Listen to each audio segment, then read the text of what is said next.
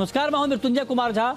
शाम के 5:30 बज चुके हैं और अगले आधे घंटे तक आपके सवालों का सबसे बड़ा मंच तैयार है। अगर आपने कमोडिटी में ट्रेड किया है या फिर नया ट्रेड करना चाहते हैं, जानना चाहते हैं कि आपके लिए कहां पर कमाई के मौके बनेंगे, तो आप सवाल पूछिए। नंबर आप नोट कर लें 02223001634।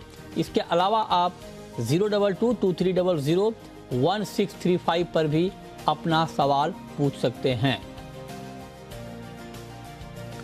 और आज की चर्चा में हमारे साथ 4 खास मेहमान जुड़ रहे हैं।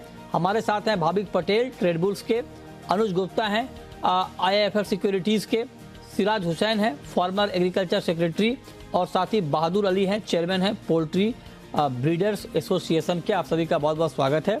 और चर्चा की शुरुआत हम कर रहे हैं गेहूं के साथ, क्योंकि गेहूं की कीमतें रिकॉर्ड ऊंचाई पर पहुंच चुकी हैं। अब तक का सबसे ज्यादा भाव गेहूं का दिख रहा है। 1 क्विंटल गेहूं का भाव 2,915 रुपए प्रति क्विंटल के स्तर पर पहुंच चुका है। महीने भर में 60% गेहूं के दाम बढ़ गए हैं और देश में गेहूं का स्टॉक 6 साल में सबसे कम है। इस साल 23% की तेजी गेहूं की कीमतों में आ चुकी है। तो सिराज जी, मेरा पहला सवाल आपसे ये होगा कि गेहूं की कीमतों में जिस तरह से तेजी आई है, ऑल टाइम हाई पर पहुंच गया है सर गेहूं का भाव, क्या कमेंट है आपका? हमारा कमेंट ये है कि ये बहुत ज्यादा अनएक्सपेक्टेड नहीं है। जो लोग इस पर नजर रखे हुए थे वो कई महीनों से ये लिख रहे थे कि गवर्नमेंट को ओपन मार्केट में इंटरवीन करना चाहिए, जिससे कि जो फ्लोर मिल्स हैं और वीट के जो बल्क यूजर हैं उनको कोई कमी ना हो। तो अभी तक उस पर शायद गवर्नमेंट में कोई फैसला नहीं हो पाया है, उसकी वजह से भाव बढ़ रहे हैं। अभी क्या लगता है सर आपको, आगे और बढ़ेंगे दाम? देखिए, मुझे तो ये लगता है कि government open market sale scheme में वीट रिलीज करेगी। कम से कम 2 मिलियन टन का तो फैसला आएगा, हो सकता है अगले 1-2 दिन के अंदर आ जाए, ऐसा मुझे लगता है। बट कई बार हमारा असेसमेंट गलत साबित हुआ है पहले भी, तो हो सकता है इस बार भी गलत साबित हो जाए, लेकिन हमें लगता है कि ऐसा होगा। 2 मिलियन टन ऐसा होता है, हाँ। अगर ऐसा होता है तो फिर वीट के प्राइसेस थोड़ा सा कम हो जाएंगे। इसको हो सकता है 2700 रुपए पर क्विंटल हो जाए। अच्छा, तो अगर आप कह रहे हैं कि 2 मिलियन टन का अगर ओपन मार्केट सेल आ जाए तो 200 रुपए प्रति क्विंटल तक की गिरावट कीमतों में आ सकती है। लेकिन एक सवाल मैं आपसे और पूछ रहा हूं सर कि देश में गेहूं का स्टॉक 6 साल में सबसे कम बताया जा रहा है, तो क्या ऐसे में सरकार के पास ये विकल्प है कि ओपन मार्केट सेल खुलकर करे? नहीं, देखिए 2 मिलियन टन का स्कोप है हमारे पास, और ये भी इसमें हमें याद रखना चाहिए कि कई महीनों से एक्सपर्ट ये लिख रहे थे, हमने भी कई बार लिखा कि प्रधानमंत्री गरीब कल्याण योजना को एक्सटेंड करने की जरूरत नहीं है। हुआ ये कि यूपी के इलेक्शन अनाउंस हुआ, यूपी के इलेक्शन का नतीजा आया, उसके बाद यूपी गवर्नमेंट ने अनाउंस कर दिया कि हम 5 किलो एडिशनल देंगे अपने यूपी के जितने लाभार्थी हैं। तो अगले ही दिन फिर सेंट्रल गवर्नमेंट ने उसको एक्सटेंड कर दिया। तो अब ये एक के बाद एक एक्सटेंशन इसका हो रहा है। मैंने अभी पीछे आर्टिकल लिखा था, वायर में छपा था कि अब इसको रोक देना चाहिए। फिर गरीबों का क्या होगा? आप कह रहे हैं कि रोक देना चाहिए। 29 रुपए किलो जो लोग जिनकी आमदनी कम है, जो गरीब हैं, वो 29 रुपए किलो गेहूं कैसे खरीद पाएंगे सर? देखिए, ऐसा है ना कि हर एक जो फैमिली है उसको 5 किलो पर पर्सन तो मिल ही रहा है। तो 5 किलो पर पर्सन मिल रहा है, इकोनॉमी रिकवर कर गई है। और अगर हम ओपन मार्केट में अवेलेबिलिटी नहीं कराएंगे तो और ज्यादा लोग, गरीब लोग सफर करते हैं। ओपन मार्केट में किसी भी कमोडिटी की अवेलेबिलिटी होना जरूरी है। फिर क्या होता है कि एक कमोडिटी की सिंपैथी में दूसरी कमोडिटी के दाम भी बढ़ जाते हैं।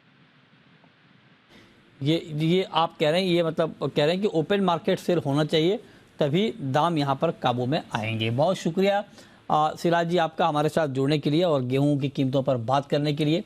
बड़ी तेज़ी आ गई है और ऑल टाइम हाई पर गेहूं का भाव पहुंच चुका है। 2,915 रुपए प्रति क्विंटल गेहूं का भाव हो गया है। चलिए आगे बढ़ते हैं और अब हम बात करने वाले हैं एक और खबर की। और खबर यही, जो खबर हमने सबसे पहले आपको दिखाई कि 7 एग्री कमोडिटी के वायदा पर रोक 1 साल के लिए और बढ़ा दी गई है, और अब दिसंबर 2023 तक ये रोक रहेगी। अलग अलग राय इस पर आ रही है। कुछ लोग कह रहे हैं कि ये रोक कंटिन्यू करना गलत है, इससे इंडस्ट्री को नुकसान होगा। एक तबका ऐसा है जिनका कहना है कि ज़रूरी था कि रोक को कंटिन्यू किया जाए। और इसी मुद्दे पर अभी बात करने के लिए हमारे साथ जुड़ रहे हैं बहादुर अली साहब, चेयरमैन हैं पोल्ट्री ब्रीडर्स एसोसिएशन के। बहादुर अली जी, बहुत बहुत स्वागत है आपका। आपका टेक क्या है सर, ये जो वायदा पर रोक की समय सीमा बढ़ाई गई है 1 साल, आपका रिएक्शन क्या है?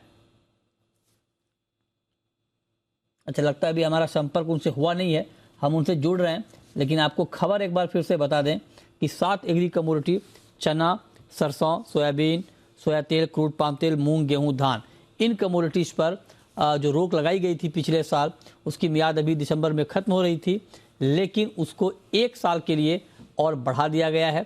और ख़बर ये है, जो हमें जानकारी मिल पा रही है, वो ये कि महंगाई को ध्यान में रखते हुए, महंगाई बढ़ ना जाए उसको ध्यान में रखते हुए इस रोक को 1 साल तक के लिए कंटिन्यू किया गया है। बहादुर अली हमारे साथ जुड़ चुके हैं, चेयरमैन हैं पोल्ट्री ब्रीडर्स एसोसिएशन के। बहादुर जी, बहुत बहुत स्वागत है आपका जी बिजनेस पर। आपका कमेंट क्या है इस बैन पे, जो बैन को कंटिन्यू किया गया है उस पर? सबसे पहले धन्यवाद आपका कि आपने हमें आमंत्रित किया। जहाँ तक बैन का सवाल है, तो हमने राजस्थान केंद्र सरकार से निवेदन किया था कि एनसीडीएस को लगातार 1 साल और बढ़ाया जाए, वो हमेशा के लिए कर दिया जाए, लेकिन सरकार ने इसको 1 साल के लिए आगे बढ़ा दी, क्योंकि हमारे देश में पोल्ट्री उद्योग लगातार पिछले 3 साल को संकट के दौर से गुजरा था सोयाबीन के कारण।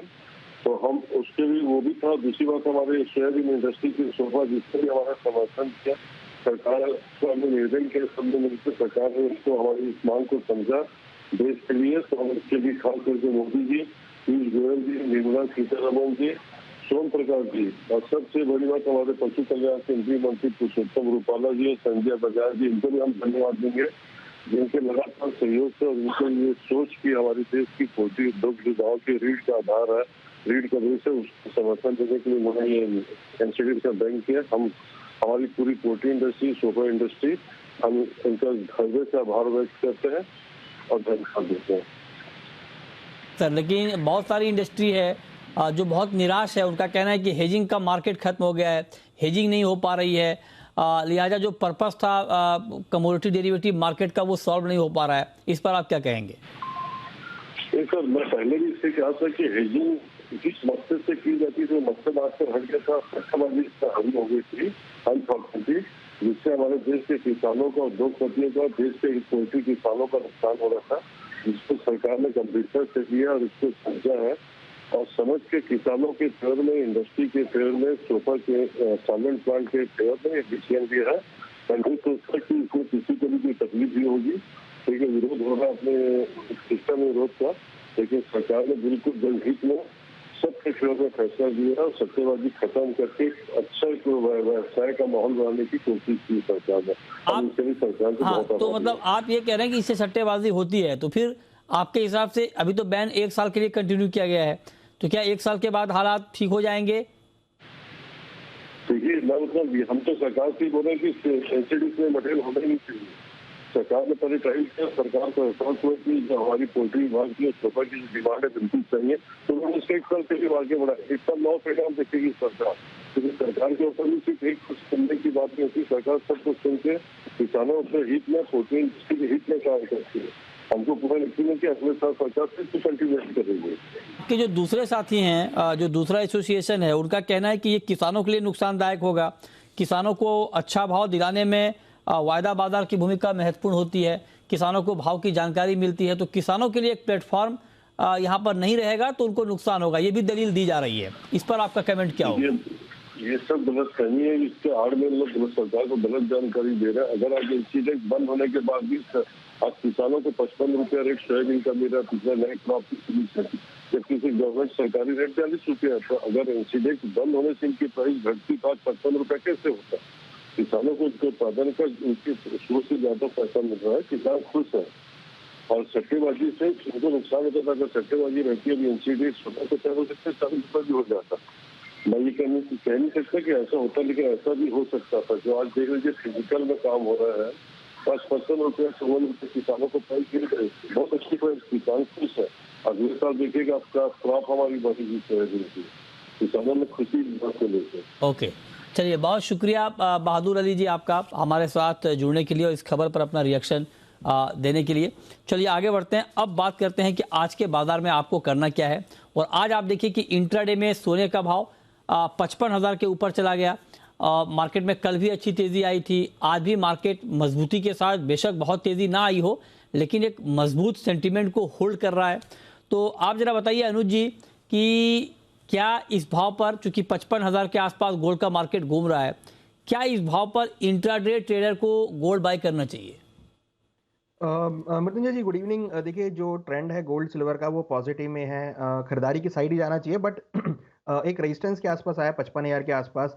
मुझे लगता है कि थोड़ा वेट एंड वॉच करें, जिन्होंने खरीदारी कर रखी है वो यहाँ पर होल्ड कर सकते हैं। नीचे अगर प्राइस थोड़ा डिप अगर मिलता है 54,700 54,800 तक, तो वहाँ पे खरीदारी का ट्रेड बना सकते हैं। हमें लगता है कि ऊपर में 55,200 तक के लेवल देखने को मिलेगा। इंटरनेशनल मार्केट में एक्सपेक्टेड है कि 1820 से लेकर 1825 तक के लेवल आपको यहाँ देखने को मिल सकते हैं। तो ट्रेंड यहाँ पर पॉजिटिव है, तो करंट रेट पे तो नहीं, थोड़ा सा डिप मिलता है तो खरीदारी का ट्रेड यहाँ पे बना सकते हैं। आप कह रहे हैं कि गिरावट पर बाइंग करना ठीक रहेगा। 54,700 का लेवल आप नोट कर लें, 55,200 के टारगेट के लिए आप गोल्ड बाई कर सकते हैं। 54,450 के भाव पर आप स्टॉप लॉस लगा सकते हैं। चांदी पर आपका व्यू क्या है भाविक जी? सिल्वर में क्या किया जाए आज? Good evening Mrityunjay ji. चांदी में भी I think buy and dip की स्ट्रेटेजी रखनी चाहिए, क्योंकि अगर ओवरऑल ट्रेंड देखें तो अभी भी बुलिश है। तो चांदी जो फरवरी कॉन्ट्रैक्ट है अराउंड 68,900 के करीब आती है, तो मैं रिकमेंड करूंगा बाय के लिए 69,800 के टारगेट के लिए, और स्टॉप लॉस रख सकते हैं 68,200। तो यहाँ से और थोड़ी डिप आती है अराउंड 68,900, तो वहां से एक बार बाय कर सकते हैं। ठीक है, तो ये राय आपकी हो गई चांदी के ऊपर, इस पर आप नज़र रखिए। चलिए आगे बढ़ते हैं और अब हम बात करते हैं कुछ और कमोडिटी की। क्रूड की बात कर लेते हैं। कच्चे तेल में ठीक ठाक तेज़ी आ गई है, 2% से ज़्यादा क्रूड के दाम बढ़ गए हैं, 6,450 के ऊपर चला गया है कच्चा तेल। क्रूड पर आपका कमेंट क्या है अनुज जी? आज के लिए क्रूड में क्या करना चाहिए?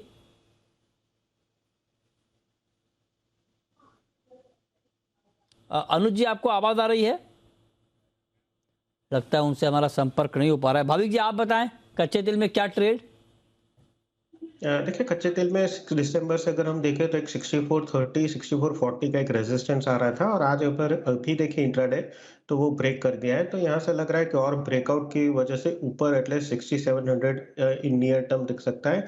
इंट्राडे की बात करें तो इंट्राडे में भी मुझे बाय एंड डिप्स की स्ट्रेटेजी रखनी चाहिए। तो इंट्राडे अगर 6400 के करीब आता है तो बाय कर सकते हैं 6550 के टारगेट के लिए, और स्टॉप लॉस रख सकते हैं 6300 का।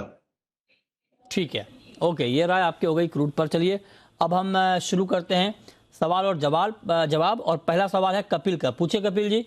Good evening sir. Good evening, पूछिए। मेरा चने और सोयाबीन पे राय चाहिए थी। सोयाबीन जनवरी में 7,000 और चना 6,000 हो जाएगा क्या? बताइए भाविक जी। देखिए सोयाबीन की बात करें तो सोयाबीन 5,800 से 5,400 के बीच में ट्रेड कर रहा है, और स्पॉट के प्राइस अगर देखें तो 5,700 है। तो मुझे लग रहा है कि अगर ऊपर भी जाता है तो 59,900 तक दे सकता है। और चने की बात करें तो आई थिंक चने में अभी भी मुझे इतनी तेजी नहीं दिख रही है, हालांकि 4,800 से हमने ऑलरेडी 5,000 के प्राइस देख लिए। तो अभी लग रहा है कि 5,100 से 4,800 के बीच में ही चना ट्रेड करेगा। कॉलर हमारे साथ अशोक कुमार जुड़ रहे हैं। पूछिए अशोक जी। अशोक जी टीवी का वॉल्यूम कम करें और फिर सवाल पूछें प्लीज। यस जी, पूछिए। नमस्कार जी। नमस्कार, पूछिए। तो मैं सवाल है ग्वार पे जी। जी जी, पूछिए। ग्वार पे 5400 पे आ रही किस भाव पर? 5400 6,400। हाँ 5,400 जी। 5,400। ओहो, आप गिरावट की बात कर रहे हैं। अनुज जी बताइए, क्या लगता है ग्वार का आउटलुक आपको? देखिए ग्वार के अंदर एक रेंज बन गया है। अगर आप पिछले 1 या 1.5 महीने में देखेंगे तो एक रेंज में ट्रेड कर रहा है। नीचे में करीबन 5,600 और ऊपर में करीबन 6,000। मुझे लगता है कि ये रेंज में मार्केट रहेगा। नीचे अगर प्राइस 5600 के आसपास मिलते हैं तो वह खरीदारी का ट्रेड बना सकते हैं। 5400 भी नहीं लग रहा है मेरे को यहाँ पर आता हुआ। अगर 5600 ब्रेक करेगा तो 5400 का लेवल आता हुआ दिखाई देगा। मगर जो अभी करंट सिनेरियो दिख रहा है उसमें हमें यही लग रहा है कि 5600 से लेकर 6,000 के बीच मार्केट मूव करता हुआ दिखाई देगा। ओके, अगला सवाल है जिगर का। पूछिए जिगर। सर मैंने नेचुरल गैस 510 पे बाय किया है, और क्या एसएल और स्टॉप लॉस रखूं? 510 पर आपकी बाइंग है और अभी मार्केट है 451 रुपए के आसपास। तो अनुज जी क्या करना चाहिए अभी इनको? काफी नुकसान में है ये। देखिए नेचुरल गैस का ट्रेंड डाउन में है, तेजी का ट्रेंड नहीं है। मुझे लगता है कि इनको निकल जाना चाहिए, क्योंकि यहाँ पे हमें लग रहा है कि नेचुरल गैस के अंदर एक बार नीचे 420 430 तक के लेवल देखने को मिल सकते हैं। जिस तरीके से यूरोप में एक कैपिंग लगा है, तो उससे काफ़ी हद तक एक सेलिंग प्रेशर हमने नेचुरल गैस में देखा है। हमें लगता है कि अभी और यहाँ पे गिरावट एक्सटेंड हो सकती है। ठीक है, तो आपको लगता है कि ये गिरावट नेचुरल गैस की ओर बढ़ सकती है और 451 रुपये 20 पैसे का ताज़ा भाव है। अगला सवाल है रोहित का। पूछिए रोहित जी। हेलो जी पूछें। हाँ सर, मेरा 1 करोड़ की कॉल ले रखी मैंने 7,000 की 160 रुपए में। 60,000 की कॉल आपने 160 रुपए पर ली है। जी, ठीक है, तो बताइए भाविक जी क्या किया जाए। जी होल्ड कीजिए, क्योंकि जैसे मैंने बताया कि 6450 के ऊपर एक ब्रेकआउट आया और आज के दिन अगर 6450 के ऊपर क्लोज देता है तो ये 6700 तक जा सकता है। तो आपके कॉल आप होल्ड कीजिए जब तक फ्यूचर में 6300 के नीचे क्लोज नहीं आता। अगर 6300 के नीचे क्लोज आता है तो वही आपका स्टॉप लॉस है, और फ्यूचर में 6700 के करीब अगर आता है तो आपका जो कॉल है उस पर प्रॉफिट बुक कर लीजिएगा। ओके ठीक है, तो ये राय आपकी हो गई क्रूड पर, इस पर आप नज़र बनाकर चल सकते हैं। अगला सवाल है सदाशिव का। पूछिए सदाशिव जी।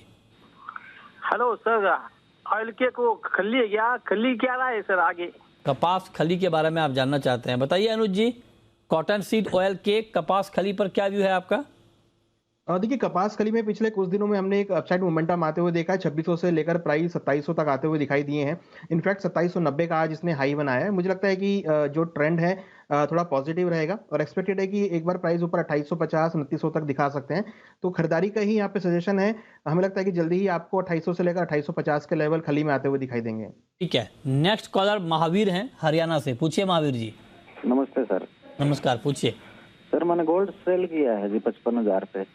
55,000 पे आपने गोल्ड सेल किया है। ओके ठीक है, तो अनुज जी क्या क्या किया जाए? अभी उसी के आसपास मार्केट घूम रहा है 55 के आसपास। देखिए गोल्ड सिल्वर का ट्रेंड अभी पॉजिटिव है, इनको अभी प्रॉफिट में है। तो नीचे अगर ये 54,900 54,800 तक मिलता है तो प्रॉफिट बुक कर लेना चाहिए।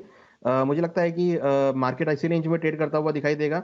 थोड़ा सा भी डिप मिले तो प्रॉफिट बुक कर सकते हैं, और अभी भी इनकी पोजीशन प्रॉफिट में है, तो ट्रेलिंग एट कॉस्ट का स्टॉप लॉस लगाकर ये होल्ड करें। नीचे प्रॉफिट आए तो बुक कर सकते हैं। ठीक है, नेक्स्ट कॉलर जितेश हैं राजकोट से। पूछिए जितेश जी। नमस्ते मित्र जी, मेरा सवाल कपास एनसीडीएक्स पे है। मैंने 2 लॉट, एक लॉट 1600, एक लॉट 1700 पे बाय कर सकता है अप्रैल वायदा। कपास पर आप यूँ जानना चाहते हैं। भाविक जी क्या लगता है अभी ओवरऑल माहौल कपास का? देखिए कॉटन में थोड़ी तेजी आई है, उसके बाद कपास में अगर देखें तो वो तेजी अभी थोड़ी कम हो गई है, और यहाँ से अगर आउटलुक पे देखें तो शायद मुझे लग रहा है कि ग्रीन में ट्रेड करेगा। तो नीचे 1550 का एक सपोर्ट है, और अपसाइड अगर देखें तो 1700 का है। तो मुझे ज़्यादा तेजी नहीं लग रही। अराउंड आई थिंक 1 वीक या 2 वीक का भी मैं व्यू दूँ तो मुझे लग रहा है कि अपसाइड मैक्सिमम 1650 से 1680 जाएगा, और उनका अगर बाय की पोजीशन है तो 1500 का स्टॉप लॉस से बाय खड़े रहिए। 1670 के करीब आता है तो प्रॉफिट बुक कर लीजिएगा। ठीक है, अगला सवाल है अंकित का। पूछिए अंकित। गुड इवनिंग मृत्युंजय जी। गुड इवनिंग, पूछिए। मैंने अभी अनुज जी को सुना नेचुरल गैस पर उनका व्यू। तो अभी मुझे ये जानना है कि अगर जो इसमें मुझे जॉबिंग जैसा करना हो कि एक प्राइस रेंज जहाँ पे मैं सेल करूँ हाई पे, और फिर नीचे बाय करूँ, और फिर नीचे फिर से बाय करके ऊपर सेल करूँ, तो वो प्राइस रेंज क्या रहेगी? बताइए अनुज जी। देखिए प्राइस रेंज, क्योंकि नेचुरल गैस काफ़ी वॉलेटाइल है, तो नीचे में 430 एक सपोर्ट रहेगा जहां पर आप खरीदारी का ट्रेड बना सकते हो, और ऊपर में 465 470 ये रेंज रहेगी जिसके बीच हमें लगता है कि मार्केट मूव कर सकता है। तो आप इस रेंज के बीच में जॉबिंग का ट्रेड बना सकते हैं। ठीक है, नेक्स्ट कॉलर राजेश हैं नांदेड़ से। पूछिए Rajesh ji. Good evening sir, मैंने सिल्वर सेल किया हुआ है सर 68,800 पे। 68,800 पर आपने बाई किया है? सेल किया। ओहो, मार्केट ऊपर चला गया है, 1000 रुपए से ज़्यादा आपके रेंज से ऊपर है मार्केट। तो क्या सुझाव भाविक जी इनके लिए? देखिए अगर नीचे आता है तो निकल ही जाइए, क्योंकि अभी भी ट्रेंड ऊपर ही लग रहा है। तो 70,300 का स्टॉप लॉस आप बनाए रखिए, और उसके ऊपर जाता है तो तब बेशक निकल जाइए। और नीचे अगर वापस 68,800 के करीब आता है तो वहाँ पे भी जो आपकी शॉर्ट की पोजीशन है वो निकल जाइए, क्योंकि अभी भी लग रहा है कि ट्रेंड अप ही है। ओके, नेक्स्ट कॉलर आशाराम है परभनी से। पूछिए। हाँ सर, सोयाबीन वायदा अभी तो बंद रखा है सरकार ने, तो किसान को क्या फायदा रहेगा इससे? वायदा बंद रखने से किसानों को क्या फायदा होगा, ये आप जानना चाहते हैं? ऑयल मिलर्स का सभी फायदा है ना, किसान का क्या फायदा होगा बताइए भाविक जी, किसान का क्या फायदा वायदा बंद होने से? देखिए ये जो गवर्नमेंट ने डिसीजन लिया है उसमें कभी ऐसा भी था कि कभी कभी जो फ्यूचर में था वो स्पेकुलेटर की वजह से काफी प्राइसेस अप जा रहे थे और जो ग्राउंड रियलिटी वो कम थी। तो आई थिंक किसानों के लिए तो थोड़ा डिसएडवांटेज ये है क्योंकि फ्यूचर इसीलिए बनाया था कि फिजिकल के सामने वो हेज कर सकते हैं, बट ये नहीं है। तो अभी मुझे नहीं लग रहा है कि किसानों को ज्यादा फायदा। आई थिंक कंज्यूमर के लिए थोड़ा फायदा रहेगा कि अगर स्पेकुलेशन नहीं होगा तो उसकी वजह से प्राइसेस थोड़े कम रहेंगे, बट किसानों के लिए मुझे ज्यादा फायदा नहीं लग रहा है इसमें। अच्छा, किसानों के लिए आपको ज्यादा फायदा नहीं लग रहा है। नेक्स्ट कॉलर जितेंद्र है, पूछिए जितेंद्र जी। नमस्ते जी। जी नमस्कार, पूछिए। मैं विदर्भ से यवतमाल, जहाँ पे बहुत सारे किसान आत्महत्या करते हैं, उस जिले से बिलोंग करता हूँ। मैं ये सोच रहा था कि गवर्नमेंट ये वायदा बाजार बंद करके क्या साबित करना चाहते हैं? नहीं मतलब आप पूछना क्या चाह रहे हैं? मैं ये बोल रहा था कि सोयाबीन का जो वायदा बाजार चालू होने वाला था, इसमें किसान का हित था मेरे ख्याल से। अच्छा, एक्सपर्ट से ये पूछना था कि अगर ये वायदा बाजार चालू नहीं हुआ तो किसान का इसमें लॉस है या फायदा है, क्या हो सकता है आगे जाके सोयाबीन? देखिए ये डिबेट तो चल ही रही है कि इससे क्या होगा, अलग अलग राय इस पर आ रही है। कुछ लोग इसके सपोर्ट में हैं बैन के, कुछ लोग इसके खिलाफ हैं, उनका कहना है कि बैन कंटिन्यू नहीं होना चाहिए। तो अलग अलग राय है। अनुज जी आपका टेक क्या है? वो जानना चाहते हैं कि सोयाबीन की कीमतों पर क्या फर्क पड़ेगा इसका? देखिए हमने अगर आप इस साल को देखेंगे तो इस साल में हमने लाइफ टाइम हाई भी बनते हुए देखे एडिबल ऑयल्स में, और अब गिरावट भी आते हुए देखी है। तो प्राइस का वॉलेटिलिटी बिना वायदा के भी हमने काफ़ी ज़्यादा होती हुई देखी है। तो ऐसा नहीं लग रहा है कि वायदा से कुछ नुकसान था। अगर वायदा होता तो डेफिनेटली जो ट्रेडर थे या फिर किसान थे उनको एटलीस्ट प्राइस का आउटलुक पता लगता है कि प्राइस आगे फ्यूचर में क्या चल रहा है। तो वायदा का हमेशा फायदा ही होता है क्योंकि उससे एक आइडिया लगता है कि फ्यूचर में क्या भाव हो सकता है, उसके अकॉर्डिंग वो अपनी क्रॉप लगा सकते हैं। तो अब जो फ्यूचर में प्राइस नहीं है तो एक आइडिया नहीं मिल पाएगा कि आगे किसान को क्रॉप लगानी चाहिए या नहीं लगानी चाहिए। तो मुझे लगता है कि वायदा से कभी नुकसान तो कोई हो नहीं सकता, यहाँ पर एक फायदा ही होता है जनरली। बट अब सरकार ने इसको अभी बैन को पीरियड को बढ़ाया है, तो हो सकता है कि आपको आगे चलकर कुछ और एक्टिविटी देखने को मिले। मगर मेरे हिसाब से वायदा बैन करना एक अच्छा ऑप्शन नहीं है। वायदा अगर रहता है तो कम से कम एटलीस्ट प्राइस का आउटलुक पता लगता है और आगे की एक्टिविटी करने के लिए लाभदायक होता है। ठीक है, चलिए बहुत शुक्रिया अनुज जी आपका, भाविक जी आपका जुड़ने के लिए और इन तमाम सवालों के जवाब देने के लिए।